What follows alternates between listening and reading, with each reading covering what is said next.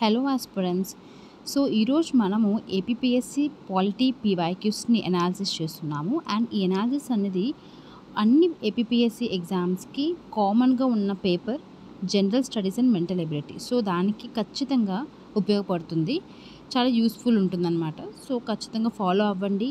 And ఈ PYQ analysis అంతా కూడా నేను ఒక సెపరేట్ ప్లేలిస్ట్ క్రియేట్ చేశాను ఛానల్లోని.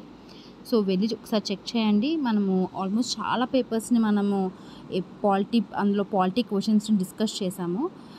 దాన్ని బట్టి మీకు ఒక ఐడియా వస్తుంది ఏది ఇంపార్టెంట్ అనేది. వీలుంటే నోట్ డౌన్ చేసుకొని ఒక నోట్బుక్లో ఆ టాపిక్స్ అన్నీ కూడా ఖచ్చితంగా చదువుకోండి, ఓకేనా. అట్లీస్ట్ ఈ పీవైక్యూస్నైనా మీరు కరెక్ట్గా వింటే ఖచ్చితంగా if in case polity questions వస్తే ఖచ్చితంగా కొన్ని క్వశ్చన్స్ అని మీరు ఆన్సర్ చేయగలరు, ఓకేనా. సో మనము నెక్స్ట్ క్వశ్చన్ డిస్కస్ చేద్దామండి. 111 ఇందులో ఏమడుగుతున్నాడంటే the all India services violate the federal principle of constitution as well as the autonomy of the states. Already చెప్పాను కదా ముందు ప్రీవియస్ పీవైక్యూలో. ఫెడరల్ ప్రిన్సిపల్ అంటే అసలు ఫెడరలిజం అంటే ఏంటి అంటే సెంటర్కి స్టేట్కి ఉన్న రిలేషన్లోని అసలు సెంటర్ అనేది స్టేట్కి ఎంత లిబరల్గా అటానమీ అనేది ఇస్తుందో దాన్ని మనం ఫెడరలిజం అని అంటాం. సో ఆ ప్రిన్సిపల్ని మనకి ఆల్ ఇండియా సర్వీసెస్ వైలేట్ చేస్తున్నాయా అంటే ఖచ్చితంగా అవును. బికాస్ అవి సెంట్రల్ వాళ్ళు అపాయింట్ చేసుకుంటారు, బట్ స్టేట్ లెవెల్లో వాళ్ళు మొత్తం అంతా వర్క్ చేస్తూ ఉంటారు. సో ఖచ్చితంగా ఏమవుతుందంటే మనకి ఈ సెంట్రల్ లెవెల్లో రిక్రూట్ చేసుకున్నప్పటికీ కూడా స్టేట్ లెవెల్లో వర్క్ చేయడం వల్ల కొంచెం ఫెడరల్ ప్రిన్సిపల్స్ని అది వైలేట్ చేస్తుంది అన్నమాట. Okay, next the all India service officers are governed by the central government rules and the state governments do not have full control over them. అది రీజన్, కరెక్ట్ రీజన్ ఏంటంటే అది. సో సెంట్రల్ గవర్నమెంట్ వాళ్ళు appoint చేసుకుంటారు, central government rules వాళ్ళు follow అవుతారు. State గవర్నమెంట్కి వాళ్ళని ఫుల్గా కంట్రోల్ చేసే అవకాశం ఉండదన్నమాట. దానివల్ల they are violating the federal principles. Okay, so next question. I think ఈ ఆల్ ఇండియా సర్వీసెస్ గురించి అయితే మనకు అంత అవసరం లేదు, జస్ట్ తెలుసుకోండి. నేను చెప్తాను ఏది ఇంపార్టెంట్ ఖచ్చితంగా గుర్తుపెట్టుకోవాలి, అది మాత్రం ఖచ్చితంగా గుర్తుపెట్టుకోండి. ఓకే, నెక్స్ట్ నీతి ఆయోగ్ అండి. ఇది మాత్రం ఖచ్చితంగా గుర్తుపెట్టుకోండి, ఇంపార్టెంట్. సో నీతి అంటే ఏంటి, నీతి ఆయోగ్ అంటే ఏంటి? మనకి నీతి ఆయోగ్ అంటే national institute for the transformation of India. ఇది ఎవరిని రీప్లేస్ చేసి ఏ ఇయర్లో వచ్చిందో గుర్తుందా? ప్లానింగ్ కమిషన్ రీప్లేస్ చేసి 2017లోని మనం నీతి ఆయోగ్ అనే ఒక ఎగ్జిక్యూటివ్ బాడీని తీసుకొచ్చాం. ఇది అసలు ఎక్కడ కాన్స్టిట్యూషన్లో మెన్షన్ చేయలేదు. అండ్ దీన్ని ఫామ్ చేయడానికి మనం ఎలాంటి యాక్ట్ కూడా తీసుకోలేదు. క్యాబినెట్ మినిస్టర్స్ అనుకున్నారు, ప్లానింగ్ కమిషన్ రీప్లేస్ చేసి నీతి ఆయోగ్ని తీసుకొచ్చారు. అందుకే it is a non constitutional advisory body. That is correct. And one of the objectives of the NITI Aayog is to develop the mechanism to formulate credible plans at the village level and aggregate these progressively at higher levels of the government. ఇది కూడా కరెక్టే. నీతి ఆయోగ్ ఏంటంటే మనము local level నుంచే మనము collect చేయాలి, డేటాని collect చేసి దాని ప్రకారంగా మనం పైన పాలసీస్ని ఫ్రేమ్ చేయాలి తప్ప మనం పాలసీని ఫ్రేమ్ చేసి కింద అమలు చేయడం కాదు. సో కింద ఉన్న వాళ్ళ నుంచి డేటాను సేకరించి, ఇన్ఫర్మేషన్ సేకరించి దాన్ని బట్టి మనం చేసుకోవాలి. దీన్ని మనం బాటమ్ అప్ అప్రోచ్ అని కూడా అంటాం. సో మనకి ఇప్పుడు ఇది కూడా కరెక్టే, కానీ నీతి ఆయోగ్ ఎందుకు నాన్ కాన్స్టిట్యూషనల్ అడ్వైజరీ బాడీ అయ్యింది అందుకు ఎక్స్ప్లెనేషన్ అనేది ఇది కాదు. So both are correct, but it is not correct explanation. అదే దాని బదులు అక్కడ ఇది నాన్ కాన్స్టిట్యూషనల్ బాడీ ఎందుకు అయిందో చెప్పాను అంటే ఎక్కడెక్కడ మనకి ఆర్టికల్స్ కాన్స్టిట్యూషన్లో మెన్షన్ చేయలేదు, ఇది ఒక క్యాబినెట్ డిసిషన్ వల్ల ఫామ్ అయిన బాడీ అని చెప్తే రీజన్ కరెక్ట్ అవుతుందన్నమాట. ఓకేనా, నెక్స్ట్ ఆర్టికల్ 263. మనం ఆల్రెడీ పీవైక్యూస్ అనాలిసిస్లో ఆర్టికల్ 263 ఆల్రెడీ వచ్చిందండి. మీరు ఫాలో అవుతే మీకు ఖచ్చితంగా తెలుస్తుంది. సో పీవైక్యూస్ అనేవి రిపీట్ అవుతాయి. కొన్ని ఇంపార్టెంట్ టాపిక్స్ ఎప్పుడు ఇంపార్టెంటే, అవి ఎవరు స్కిప్ చేయలేరు ఒక పేపర్ ఇచ్చేటప్పుడు.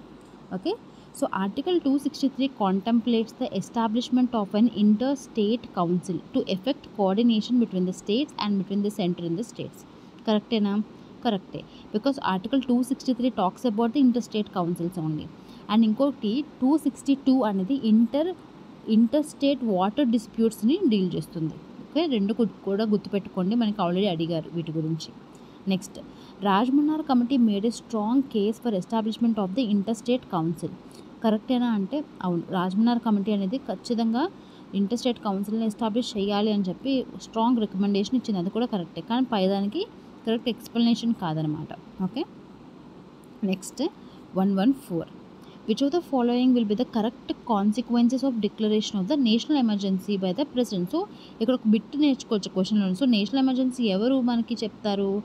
Is it prime minister or president? It is president. So president అనేవాడు నేషనల్ ఎమర్జెన్సీని అమలు చేస్తాడు.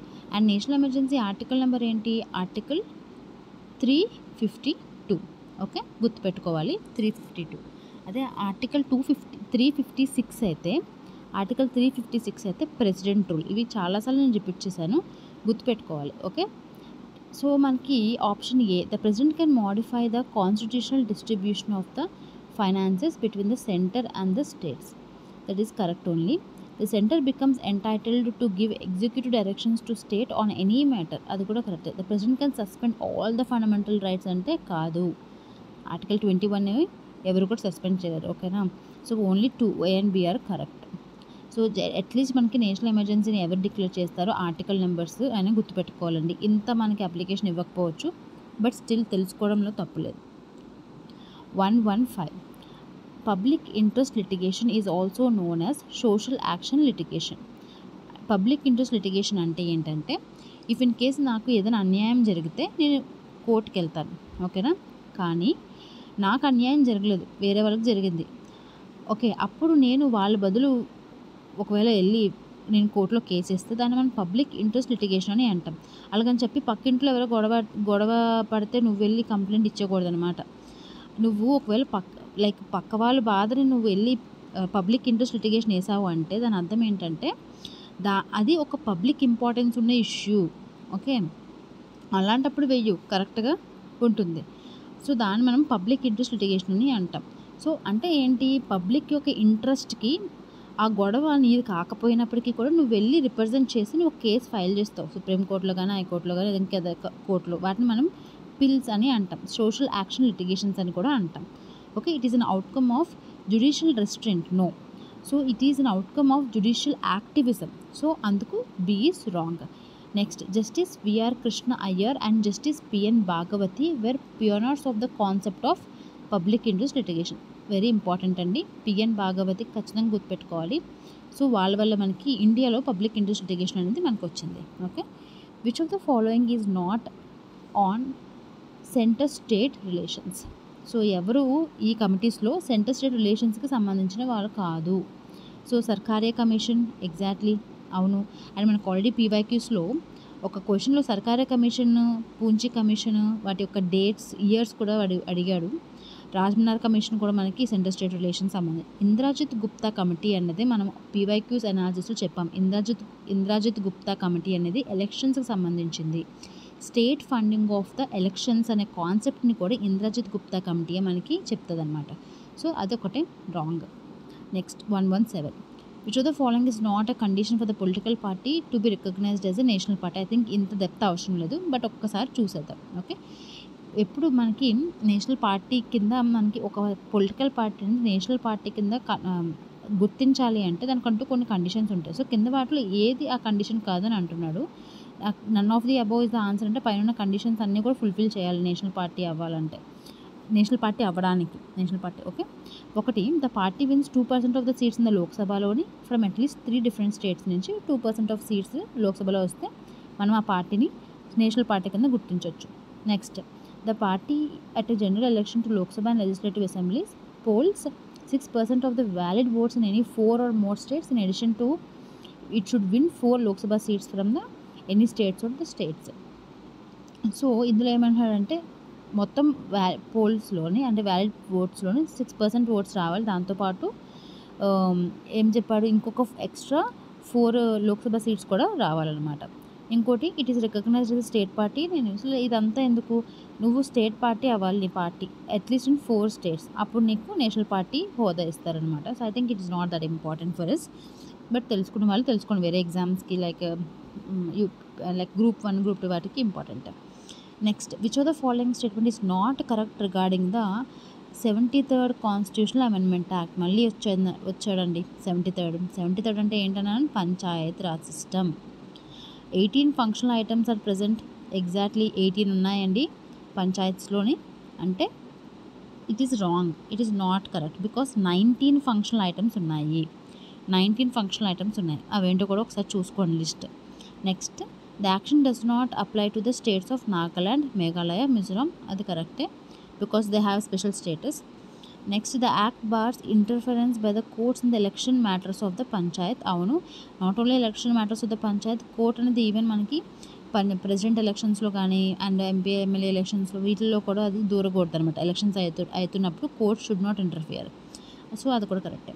Next D reservation of the seats to BCC is compulsory provision under the set. ఏం కాదు, బీసీసీ కంపల్సరీ ఇవ్వాలని ఏం కాదు, ఆప్షనల్ అనమాట మనకి. బట్ విమెన్కి మాత్రం 1/3 అంటే 33% రిజర్వేషన్ అనేది ఇవ్వాలి ఖచ్చితంగా at all stages. Okay, so only A and D are wrong, remaining are correct. Next the president is elected by an electoral college consisting of. So president elect అవ్వడానికి ఎవరెవరు vote చేస్తారని చెప్పేసి అడుగుతున్నారు. ఒకటండి, బోత్ హౌసెస్, మనకు పార్లమెంట్లో 2 హౌస్లు ఉంటాయి, ఒకటి లోక్సభ, ఇంకొకటి రాజ్యసభ. సో 2 హౌస్లో ఉన్న ఎలక్టెడ్ మెంబర్స్ అయితే ఖచ్చితంగా లైక్ ప్రెసిడెంట్ ఓటింగ్లో పార్టిసిపేట్ చేస్తారు. నెక్స్ట్ లెజిస్లేటివ్ అసెంబ్లీస్, అన్ని స్టేట్స్లో ఉన్న లెజిస్లేటివ్ అసెంబ్లీస్లో ఉన్న ఎలక్టెడ్ మెంబర్స్ కూడా పార్టిసిపేట్ చేస్తారు.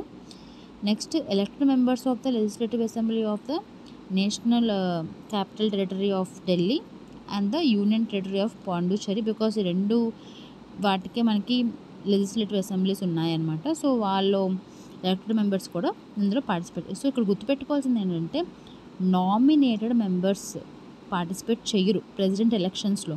కానీ ప్రెసిడెంట్ని తీయాలనుకున్నప్పుడు, ఇంపీచ్మెంట్ చేయాలనుకున్నప్పుడు జస్ట్ పార్లమెంట్లో ఉన్న Lok Sabha and Rajya Sabha members either elected or nominated అందరూ కూడా ఇన్వాల్వ్ అవుతారు. అప్పుడు ఎమ్మెల్యేస్ని వాళ్ళని ఇన్వాల్వ్ చేయమన్నమాట. ఓన్లీ సెంట్రల్ లెవెల్లోనే పార్లమెంట్లో ఉన్న మెంబర్స్ అందరూ కూడా irrespective of elected or nominated వాళ్ళందరూ కూడా పార్టిసిపేట్ చేస్తారు ఎప్పుడు ఇంపీచ్మెంట్లో. బట్ ప్రెసిడెంట్ ఎలక్షన్స్లో మాత్రం ఎలక్టెడ్ మెంబర్స్ మాత్రమే పార్టిసిపేట్ చేస్తారు. ఇంత డెప్త్ అవసరమా అంటే చెప్పలేము, అడిగితే అడగవచ్చు, తెలుసుకోవడంలో అయితే తప్పులేదు. గ్రూప్ 1 గ్రూప్ 2 వాళ్ళకైతే ఖచ్చితంగా యూస్ఫుల్ ఉంటుంది. Next, which of the following constitutional amendment acts was declared unconstitutional and void by the supreme court in 2015. So a constitutional amendment యాక్ట్ని చల్లదు అని చెప్పేసి డిక్లేర్ చేసిందండి సుప్రీంకోర్టు. అది ఏంటి అంటే 99th constitutional amendment act. Okay, so 99th constitutional amendment act ఏంటి అనేది నాకు కామెంట్ సెక్షన్లో చెప్పండి. దాంతోపాటు 100th constitutional amendment act 101, 102, 103, 104, 105 and 106 కూడా మనకి పీవైక్యూలో అడిగారు రీసెంట్గానే. సో 106 కూడా ఒక్కసారి అన్నీ లిస్ట్ అవుట్ చేసి గూగుల్ అయినా చేయండి, లేకపోతే మీ దగ్గర ఉన్న బుక్స్ని రిఫర్ చేసి కామెంట్ సెక్షన్లో కామెంట్ చేయండి. ఓకేనా, సో దాట్ మీకు కూడా గుర్తుంటుంది, అది చూసిన మిగతా ఫ్రెండ్స్ కూడా గుర్తుంటుంది. I hope this is useful for you and subscribe my channel for more such kind of videos and take care. See you soon.